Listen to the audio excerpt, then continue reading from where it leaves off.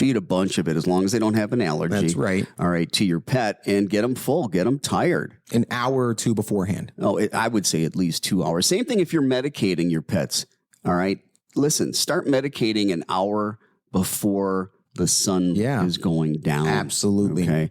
One of the best medications that I know of, and I'm not a veterinarian, neither is Jordan. We're not giving out medical advice. Absolutely not. But I've used this medicine with my pets. It's called Celio. Ah, I've used that as well. Yes. How do you spell Celio? Sileo. That is Sileo. Celio. You can talk to your veterinarian about it. It's a gel, and you inject this gel, not inside, between their gum and their cheek. Yeah. And it works really fast. The nice thing that I liked about Celio is that it really did not sedate my dog. No, it didn't. And the thing is, it's also relatively simple to give to your dog as well. It comes in this little syringe that has these little black dots along the back. There's this little dial it in. Dial it in to exactly how many you need. You just squirt it right in. Now, I will say, wear some gloves. Wear some gloves, because if you get it onto your skin and you absorb it, chances are it's going to be small enough dose. Yeah. It really won't do a whole lot for you.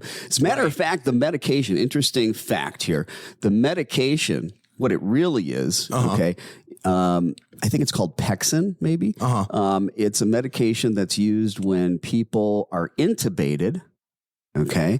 Because it really helps keep them calm, but yet they're alert. Right. They're alert. Okay. So they do. Matter of fact, a lot of people that were getting intubated, the same thing, the Celio, which is Celios for dogs, and it's a different administration method. Yeah. So you can talk to your vet about Celio. Yeah, and hopefully your vet is open on Monday, because it is now a Saturday. Well, hopefully they can today. Or even today. Yeah, or on tomorrow. a Saturday, It's Saturday. Get in touch with them now. Okay. And you have to call around different pharmacies to find out who might be carrying Absolutely. that. So what else should we be telling these pet owners, Will? Well, exercise. How about before the sun goes down, you exhaust your dog with as much exercise as you possibly can. Another thing that can help a little bit. Absolutely. And I know in the past, for those of you that have watched our show in the past, we always say, I don't care what your dog does when he's full of energy. But we're talking about a training perspective.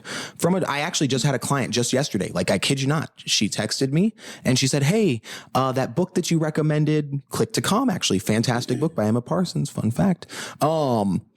She texts me and she says, hey, this book says that a calm dog, like a exercised calm dog, is a good thing. Absolutely it is. However, from a training perspective, I don't want your dog to be exhausted when I'm doing the training, because I care what your dog is doing when he's full of energy. And here's the thing. Exhausting a dog is a management technique. Absolutely. It's a Band-Aid, right? Because let's face it, well, for those that live in Arizona, Phoenix area, what are you going to do? Get your dog out there in 110 degrees and run? No, you're not. Absolutely not. I need your dogs to behave and be, well trained, whether they're exhausted or not. But in this case, we're talking about management. Yeah. Because perhaps you haven't had the time to do the counter conditioning and desensitization. Now, I'm going to throw this out there. Yeah. So those that are watching right now, those that are listening right now, if you were listening and watching last week, or if you were listening and watching the week before, if you were listening and watching when we talked about counter conditioning and desensitization and how to do the real long-term work to get your pet calm and relaxed, and we directed you to the sounds of fireworks that you play at really low volume, and you start pairing food with that. Absolutely. And I want to know, those of you that are listening and watching right now, did any of you practice that? Yes. And tell us how it went if you did. If you started counter conditioning and desensitizing the sound of fireworks with your pet, like we described in the last 2 weeks, we want to hear from you. Let us know how that's going. Give the phone number so they can call. For those of you, whether you're calling to tell us about your counter conditioning and desensitization, or if you have another question, again, it doesn't necessarily have to be a fireworks question, but that is our focus today. That number to call is 602-525 602-525-6880. Again, 602-525-6880. If we have a caller on the line, just know that we cannot take a second call. Right now, we are operating out of our own studio. We are literally using a smartphone for our line, so we can only take one call at a time. So if you've been working on counter conditioning and desensitization, we want you to give us a call. Let us know how that's going, okay? And if you've got a different question, you can give us a call. So right now, we're going to go ahead and open things up to questions. Absolutely. If you have a question, you can go ahead and type that question in the comment section. Also, let us know where you're watching from, where you're located. And do us a favor, hit that like button right now. Show us some love. Hit that like button. Hit the share button so that more people can benefit from our Facebook Live show here at Pet Talk Today and get some valuable information about their pets. Jordan, what do we have as far as questions? Absolutely. So let's go on and scroll up because we have quite a few here. We have... I want to get up towards the top because there was a question that I saw that I really do want to answer. Here we go. So this is from Jana. Hello, Jana. Their question is, we adopted a 6-year-old abused dog. That number. Somebody just said to repeat the number. Again, that number is 602-525-6880. And it is pinned in the comments. Now, a 6-year-old abused dog, a month ago, they adopted it. She has bonded to her and trusts her, but not her partner. What is the best way to get her to trust her partner? And their goal is to be able to have a pet sitter come in without her hiding under the bed. Well, here's the thing, Jana. Let me tell you. Counter conditioning and desensitization is the way. What I want you to start doing is I want you to first teach your dog a nice place command. We talk about this all the time. And if you want some more details on it, go ahead and email us at info@pettalktoday. That's info@pettalktoday.com. And put into the subject line, place training. We've got a video that we can send you. Now, what I want you to do is after your dog understands a good place command, you are then going to have your partner walk into the room, into view of the dog. And as soon as that occurs, feed with the most valuable piece of food that you can find. Then have your partner walk out of the room. Stop feeding. And you're going to do this for 5 to 15 seconds, each interval. Then, after that, partner walks back into the room. Feed for 5 to 15 seconds. Partner walks out of the room for 5 to 15 seconds. We're not feeding. You will do this for 5 to 15 minutes, 3 to 5 times a week. 3 to 5 times a week. And if you do that, it is going to change your dog's perception of your partner. Additionally, find yourself a pet sitter or a couple and start doing the exact same process with them. If you've been practicing this counter conditioning and desensitization, and if you've been consistently doing it 3 to 5 times a week, and it's been a little over a month and a half, and you aren't seeing any change, at that point, I recommend that you contact a behavior consultant, figure out what's going on, maybe even get in contact with your veterinarian and find out if maybe you need to add on some sort of adjunctive medication or supplementation for your dog, because you might be looking at something that is a little bit more neurochemical in origin.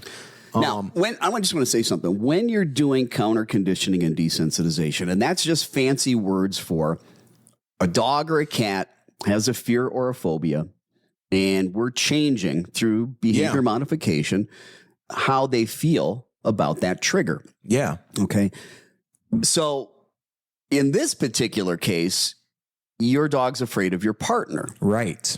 And what I want to say is that every dog has a circumference of comfort, or what I call the circumference of discomfort. Absolutely. I call it I call it literally the circle of discomfort is what I call, or the bubble of discomfort. And when you begin the process of exposing your dog to your partner, you have to start at a distance where that dog doesn't have a care in the world. There's a distance. I don't know what it is, but there's a distance. I don't know how far it needs to be, but there's a distance where your dog doesn't have a care in the world about your partner. Then you get closer and closer, and then all of a sudden there's this line, so to speak, in the sand, and all of a sudden your dog's afraid. Your dog has concern. Your dog has care. Counter conditioning and desensitization is always done at a distance where the dog doesn't have a care in the world. And what you're doing is you're conditioning over and over and over and over the pairing of something wonderful, high value food rewards with a trigger, in this case, your partner, that it's not thrilled about. And by doing that at a distance where your dog doesn't have a care in the world, your dog now can start getting excited about seeing your partner, because the partner is going to be a cue that lets the dog know, hey, I'm getting high value food rewards. Absolutely. That's a game. That's a game that we're teaching. That's a game we need you to teach. And when your dog understands the game and all of a sudden your partner comes into view and your dog's like, oh, looking for the food. Exactly. Now you get to move a little. I'm talking a little bit. A little bit. Could be inches. You get to move a little bit closer and start it over again. As Jordan said, these sessions need to happen 3 to 5 times a week at minimum. That's right. And they're short sessions, 5, 10, 15 minutes seems like a long one. Oh my gosh, it is. Yeah. And each time that you pair the trigger and start feed constantly and continuously, when the partner comes into view for about 5 seconds, and then the partner goes out of view, as soon as partner's out of view, you stop feeding. Again, it's about pairing the good stuff with the trigger that your dog fears. Absolutely. And I don't care what the fear is.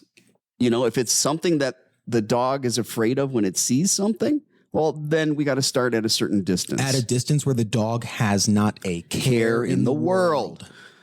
And when we're talking about sound phobias, we begin the process of counter conditioning and desensitizing, pairing the sound of fireworks or whatever the fearful sound is, playing it at a volume where your dog or cat does not have, say it with me, Jordan, a care in the world. If your cat or dog is even slightly concerned, it's too intense, too soon, they're not ready for it. Absolutely. We've got to teach the game. It happens so often. It happens so often that people play the game wrong. I kid you not, Will. I'm going to do it. Hopefully somebody here doesn't steal my idea.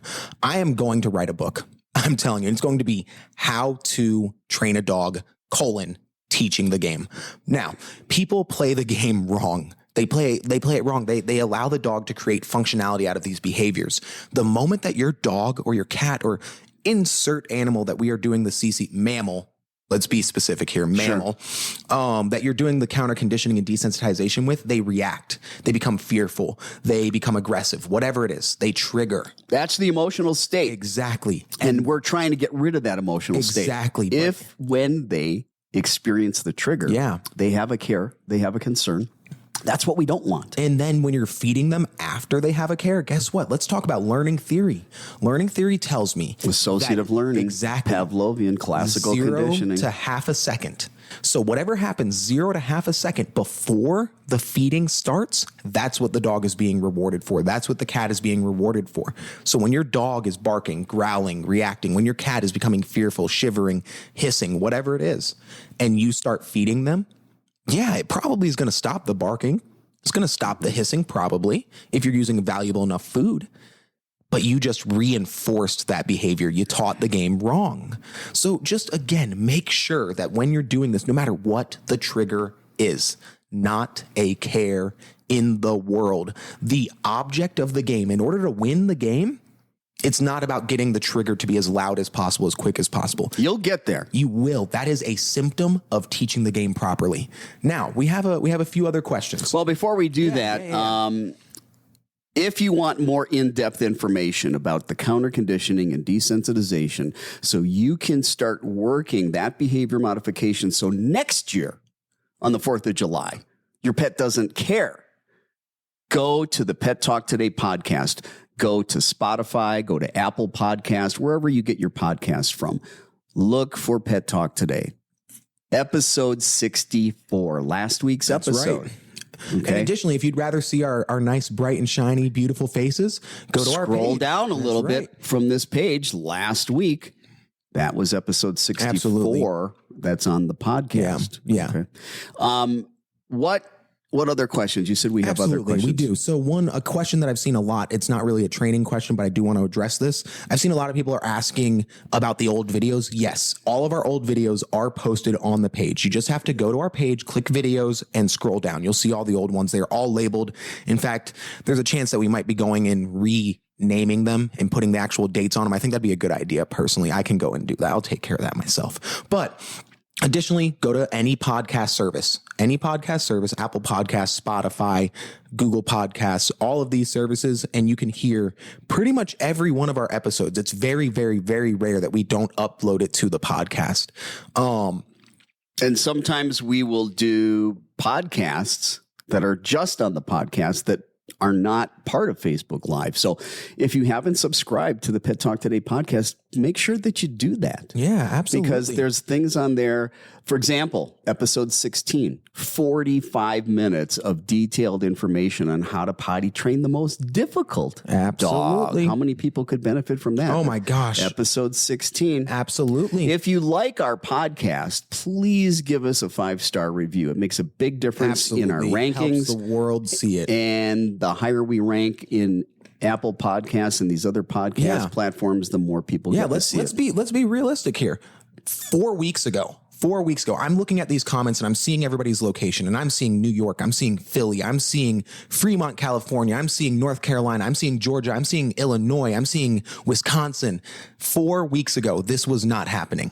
4 weeks ago, we were not having the reach that we have currently. 4 weeks ago, we were ranked, top 100 in podcasts for, pets. But I think, what was it, as of a few days ago? 50. We're about 50. And the reason why that is because you guys are liking, sharing, and commenting on these videos and on our podcast. And the other thing, if you go to Apple Podcast, because Apple's the big boy when it comes to podcasts. Absolutely. Okay. Go to Apple Podcasts. Please look up the Pet Talk Today podcast and give us a 5-star review. That really helps with the ranking. What other questions? Yeah, So Emily. stop the self promotion. Right. Let's get into questions. Help Emily. Emily from, look at this, Queen Creek, actually. Local lady. Well, if we end up saying contact a behavior consultant, you can go ahead and call us at Phoenix Dog Training. But anyways, so what does Emily have to say? Emily says that they have a 2-year-old lab who is showing signs of being collar reactive. They are trying to get him to do something, and it happens when they're trying to get him to do something he does not want to do. He becomes aggressive.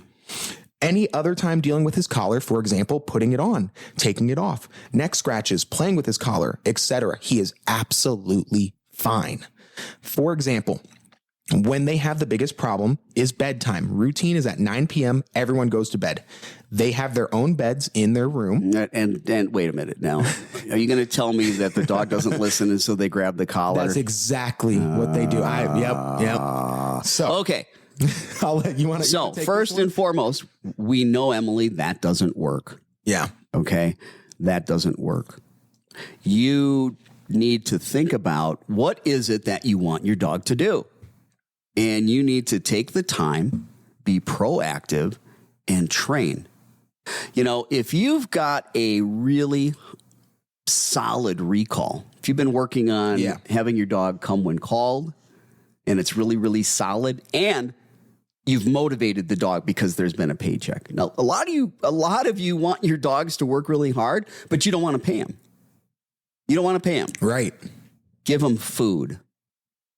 You can get rid of the food down the road, but you need a paycheck for motivation. And there's not a better paycheck than food in most situations. You want to work on that recall over and over and over and over and over. And when your dog comes, give a high value food reward. But let me tell you what you're probably doing. Your dog is doing something you don't want. You're upset. You're calling the dog over to you. And then something unpleasant happens for the dog. You're poisoning the cue. A lot of us do that. A dog grabs something that we don't want them to have in their mouth. We're like, come, and we take it from them. Well, if that happens every time we call them, they're not going to want to come. Right. And if every time we ask them to come to us and we grab the collar and that's uncomfortable and we take them somewhere that they don't want to be, pretty soon they're not going to want to listen to that come command. So you've got to teach the behaviors that you want instead of just looking at, I don't want this. Right. And right now, that there's that collar sensitivity there. So you need to change that perception. Yeah. how do they do that, Jordan? So the first thing that I also want to add here, Emily, because Will was talking about, like poisoning the cue. However, as I finished reading the question, I also noticed that it's like you're trying to get him to go to bed and he doesn't want to go. So you grab his collar and you try to move him along the way and he becomes aggressive. Well, the first things first, we have to take away his ability to do so. We have to take away the ability. We have to protect those involved. I'm going to firstly recommend that we go ahead and muzzle train this dog so that he's not biting anybody. Well, the first thing is don't grab the collar. Exactly, which means we need a drag line. We need to put a drag line onto the dog. What is a drag line? Exactly. A drag line is going to be, it can be a 2-foot tab, 3 feet. If you want to put a 6-foot line on the dog. Just a little bit of rope. That is connected to his collar 24 always, unless he's in his kennel. And even then, it might potentially be a decent idea, maybe, but you have to make sure that it's not something that can get caught in the kennel, things like that. But the reason for this is if you grab that leash, guess what? He can't go after you. Or drag line. You're using interchangeable words. We might say line. Leash, drag line, rope. Right. I call it a behavioral umbilical cord. Exactly. But you get to grab that, if you've got 4 feet, well, now you're 4 feet between your dog's collar and you. Exactly. But yet you can still move the dog around. Exactly. Okay? Now. Until you've done the training. Right. And now this is the first step. And you don't need training. that. Yeah. We now have this drag line or leash rope connected to your dog's collar. You are then going to start giving him slight little tugs. This is the training session. 15 minutes. Pull on that line and hold the pressure. Tug, release. It's got to be a quick tug and then let it go. Make it loose. Exactly. Quick tug and you need to go ahead and make sure that your leash is parallel to the ground, straight line. Don't angle the leash up, because when you start giving guidance with that leash, the dog's gonna be like, well, why am I going up in the air? Make sure that you're moving that leash horizontal to the ground. And again, it's a quick little tug, relax, tug. When there is any tension on a dog's leash or line or rope, it should be for a millisecond, and then it should be loose. If you hold pressure, your dog's going to put the brakes on and not going to move with your guidance with the leash. And more so than that, what I also want you to do now, when you're giving these slight tugs, the first thing that you're looking for, I want your dog to take one single step. That's all I want him to do. One step. As soon as he makes that one step, mark and reward that behavior. Give him food.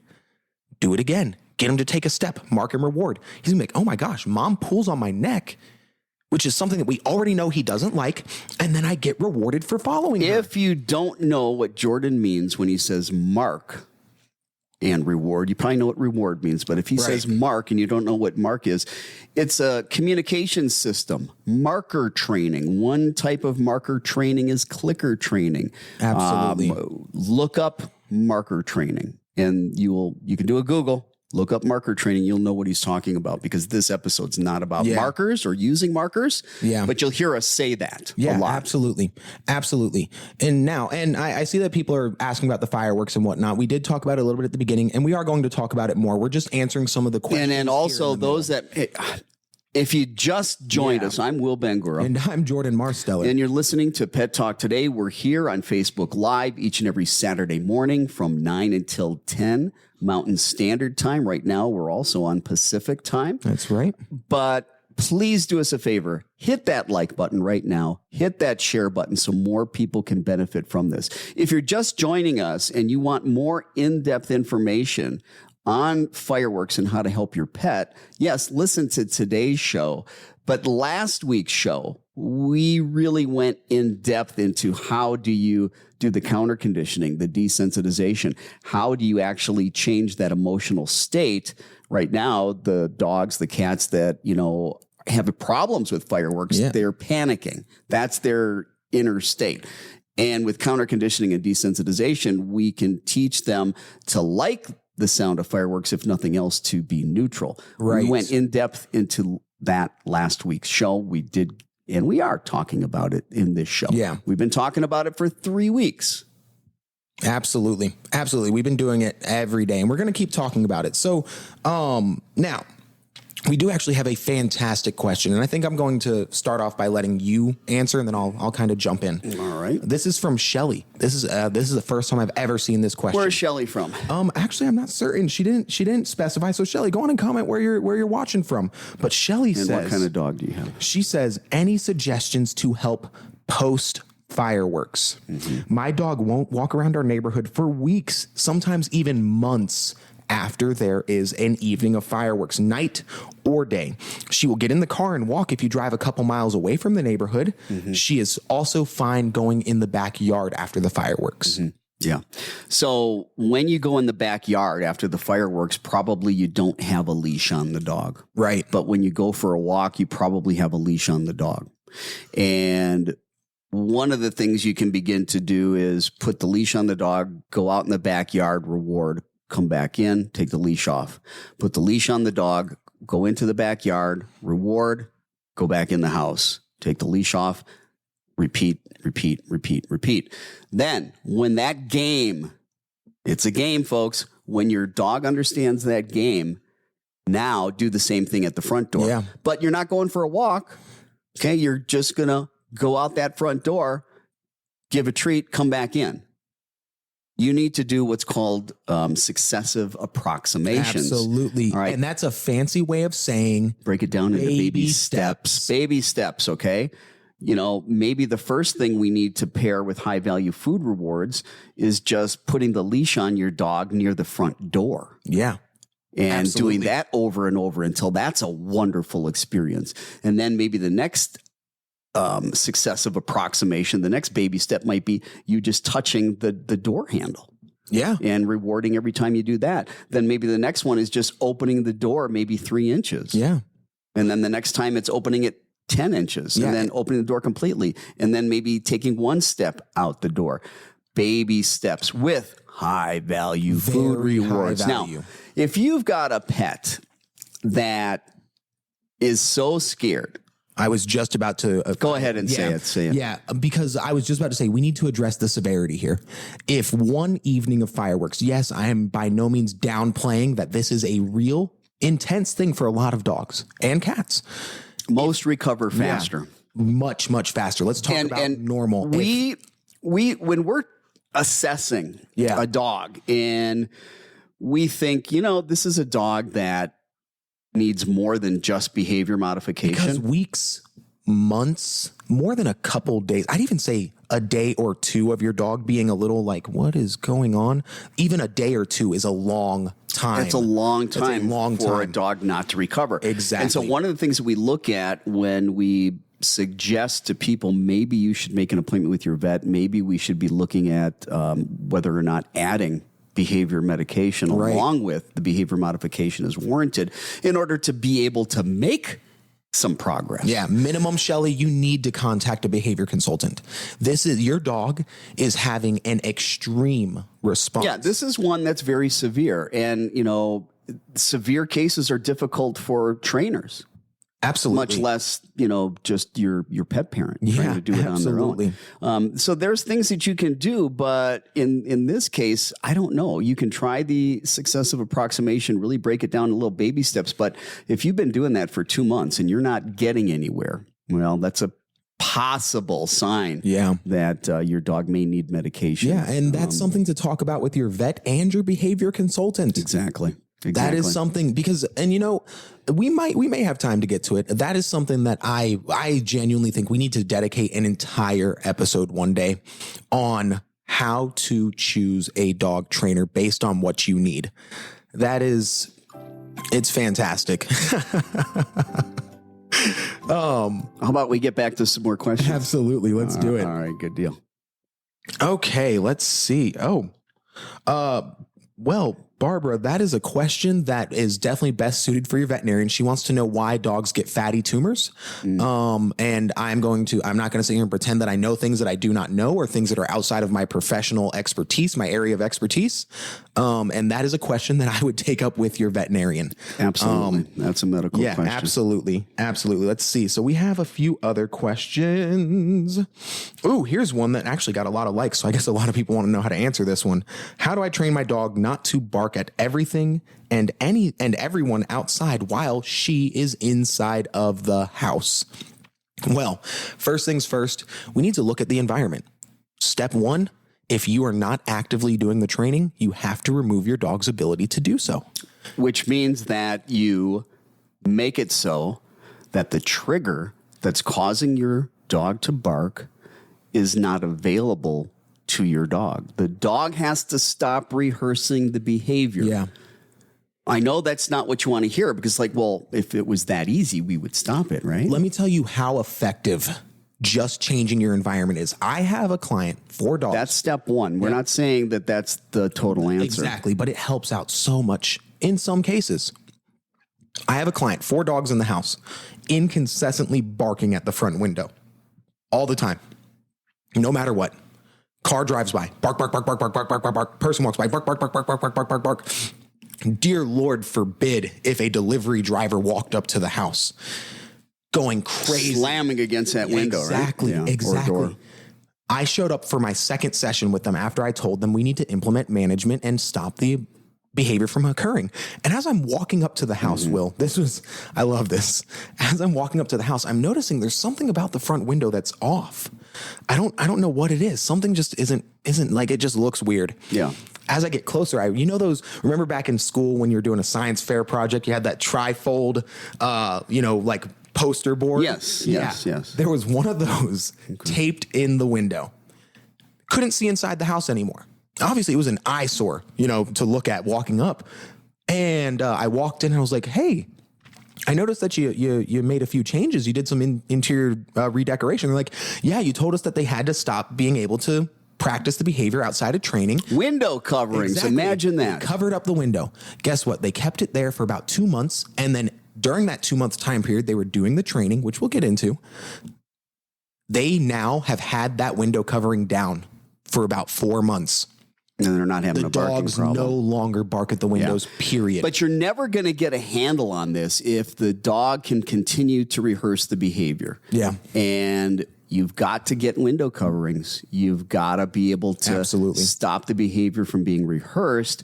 And then you can begin the process of behavior modification. And when that trigger or triggers are presented, it's done in such a way that your dog does not have a care in the world. And we're pairing high value food rewards at that distance over and over and over until your dog understands the game. Hey, when I see a stranger through that window, wonderful things are happening. I get high value food rewards. But most of you let your dogs go ballistic and then you're just fighting with your dog. And once your dog has become reactive, it's too late. There's nothing you're going to do in that moment that's going to help other than just remove the dog. Absolutely. Hey, Carolina, you just said that you just called. I'm not seeing anything on my end. Give her the number that again. Number, just to make sure, is 602-525-6880. If you go ahead and call that and it still isn't working, please comment again, and that way we can figure out why your call isn't going through. Again, that is 602-525-6880. There you go. Anyways, now, once we've changed up the environment, we now need to start teaching alternative behaviors. First things first, I talked about it earlier. Teach your dogs a good place command. Teach your dogs how to stay on place. Give them that. Give them a nice, good place. And as people, cars, anything is passing by the house, you're putting them on place and you're actively rewarding them as they're remaining quiet. If they start to bark, now again, this is assuming it's not an anxiety-related behavior. If it is just nuisance barking, you will actively be rewarding them, marking and rewarding that behavior for being quiet. They start barking, I want you to immediately, food turns off. Food turns off, and you just wait. You just wait. They start being quiet again. You get 3 to 5 seconds minimum of quiet. You start rewarding them again, and they start learning, wow, if I'm barking, I don't get rewarded. If I'm not barking, I'm getting rewarded. And that's how we start slowly changing this behavior. You can also try things like we're on place. I'm rewarding my dog as things are driving by and they're being quiet. They start barking. Boom. We put them into a quick little 2-minute timeout. You go put them up. Negative punishment. We take away their freedom, their free time, something they like, in order to change the undesired behavior. Now, it just has to be a short-lived timeout. 1 to 2 minutes. That's it. Take them out. Do it again. The thing about it is timing. You've got 0 to a half a second. So if the dog starts barking and you're using a timeout, if you're using negative punishment by taking away freedom, when that unwanted behavior happens, when the barking starts, you have to immediately take the dog and put it into a timeout. And like Jordan said, it doesn't have to be long, 1-2 minutes. That's right. And then you can let it out. It starts barking again, boom, back in the crate. And Lisa actually added on follow-up here. She says that her dog is actually sound reactive and she can't, stop outside noises. Obviously, yeah, you can't. It is very difficult to stop the outside noises. What you can do, white noise. Exactly. And additionally, take those outside noises, dogs barking, cars driving by, people talking, things like that. Play it on a speaker, a Bluetooth speaker in your house at low volumes. And then you start the counter conditioning work there at a low volume where your dog doesn't have, guess what? A care in the world. Exactly. Now, one of the ways that you can use white noise to help with a dog that's extremely noise reactive is to start playing that white noise at very low volume and counter condition that so that little by little that white noise can go higher and higher in volume. And you've been pairing it all the way with high value food rewards. You're teaching the game. We play the white noise, low volume, feed constantly and continuously while the white noise is playing. We press stop. We stop feeding, pairing, creating that association, positive things with that. Looks like we have a caller right now. Hello. Thanks for calling Pet Talk today. Where are you calling from and what kind of dog do you have? Or animal? Hello. Hello. Can you hear us? Hello. Yeah, we're not getting anything. So I guess if you want to try calling back, if you were trying to reach us at Pet Talk today, you. Oh, there we go. It looks like we are having. There we go. Now we hear you. Hello. I have a Shih Tzu. Okay. And what's your question? She's a puppy, and I wanted to see about her behavior for next Monday, for this Monday, for the 4th. How can I calm her down for the 4th of July? She's a puppy. She's 8 months. Absolutely. So I guess my question is, have you seen her around any fireworks or loud noises? How does she normally behave around these kinds of things? I haven't seen that behavior with her yet because she's brand new with me. So, yeah. Yeah, absolutely. So,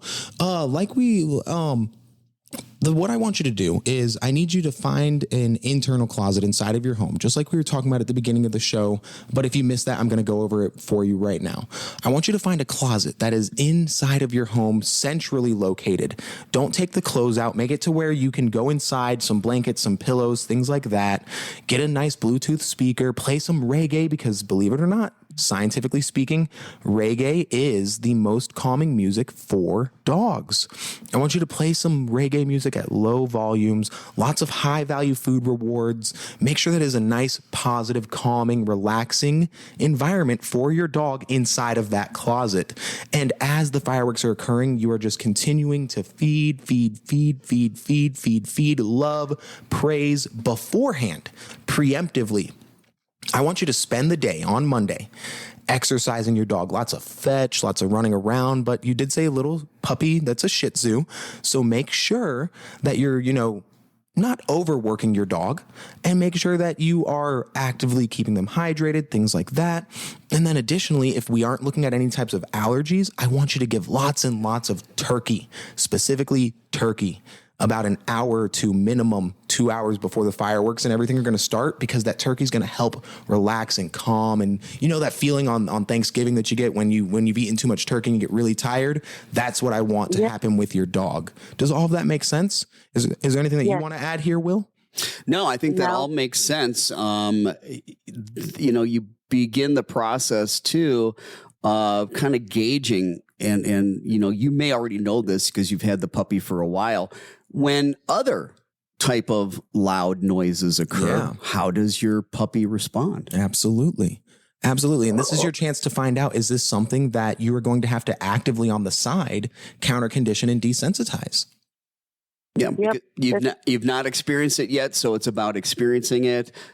If there is anxiety, as Jordan said, get into an inner closet, which is the quietest place you can be. Perhaps play some music, have games in there, toys in there, make that a fun experience. And then you're going to start the process of counter conditioning and desensitization and doing the work that needs to be done so that if you do have a pet that has a problem with noise phobias next year, if you do the work, Absolutely. you're not going to have a problem. All right. Well, thanks for calling in. I hope that this works out for you. And please, next week, call us again and tell us how everything went. Okay, I will. I'll keep listening to your show. Hey, we appreciate it. Thank you very thank you. much. Have a good one. Have a good 4th of July weekend. Keep your puppy safe. I'm Will Bangura. And I'm Jordan Marsteller. And you're listening to Pet Talk Today. We're here each and every Saturday morning on Facebook Live, taking your questions, helping you with your dog, your cat training and behavior issues. And we talk about issues like today. We're talking about the 4th of July and fireworks. Do us a favor. Hit that like button right now. Let us know that you like what we're doing. Hit that share button. Please hit that share button so that more people can benefit from the show. We've got just a little bit of time. We've got about 4 minutes. Do we have another question we want to tackle here? Let's see. We do have a couple questions. Something that we can yes. So actually one of our questions from earlier, we got a little bit of follow-up on from Shelly. She said they did get a trainer last year. It got better, but then the New Year's fireworks happened. This was the one that has like months of not wanting to go outside. Yeah. And it started all over again. Yeah, Shelly, you need to get with a behavior consultant, get in contact with your veterinarian. You need to start exploring adjunctive behavior medication options. You know, after the 4th of July, you can start doing the work of counter conditioning and desensitization. So, you know, next year, because right now it's about triage. It's about, you know, putting the Band-Aid on. It's about getting medication for your dog if need be, if necessary, and keeping your dog comfortable while that's going on until you've had time to do the work. Absolutely. Well, it appears that we don't have any new questions in the chat, and it's been a fantastic show. If you have a question, we do have just a few minutes left. Please type it into that chat box. But before you do that, make sure you like and share this show, because again, this is how we get it out there. We get it out there because you guys share it, you like it, you comment, and we are only doing this because we love providing this service to y'all. This is our passion. This right here, training dogs and helping those in need. This is it. If you've got an idea about a topic or something that you would like us to cover, and we also do interviews. So if there's a particular person out there that you think would make for a great interview, hey, shoot us an email. Absolutely. You can send your emails, your comments to us at info@pettalktoday.com. Again, that's info, INFO, at pettalktoday.com. Shoot us an email. We'd love to hear from you. Absolutely. And for those of you, please, you can also shoot a text message, give a call anytime. Let me know. Just put into that text message that this is a question for the Pet Talk Today, that's how you heard about me, at 602-525-6880. It looks like, yes. So we don't have a website for the show. However, if you go to phoenixdogtraining.com or at info at Pet Talk Today. Unknown caller. Yeah, we don't have time to take a call, unfortunately. Sadly, we don't have time. That's because we've got 2 minutes, and if you're going to call us, we would love to take your call. Absolutely. But unfortunately, you got to call when we've got more than 2 minutes left in the show, and we need to do a hard stop at 10 o'clock here, actually in 1 minute. Absolutely. So again, phoenixdogtraining.com is our website, and you can go to our blog there. It's not going to be on the blog. The fireworks isn't on the blog. Oh, well, yeah. I forgot. I didn't know what you were going to talk about. Yeah. Yeah. So, and then you go to our blog, and we do have a post on fireworks that has 10 hours of desensitization sound noises that you can use for training with your dogs. Well, you know, today has been a fantastic show, and I'm appreciative of every single one of these viewers. This has been great. I hope that we are able to help out with some of I'm hoping that some pets are going to have a little bit easier time this 4th of July. If you've been working with your pets and you've been doing the counter conditioning and desensitization and it's working, we'd love to hear from you. Send us an email, info@pettalktoday.com. Put information in the comments section. And please do us a favor. Share this information with your friends, with your family, other people that you know that own dogs so they can benefit from it. Hit that like button, hit that share button. We appreciate every one of our listeners and those of you that have been supporting us for so long. Absolutely. And of course, that music means that we are out of time. We had a great show. Hopefully, like I said, you're practicing these things, and your pets will be in a little bit better shape this 4th of July. Have a great weekend. Be safe. We're out of here.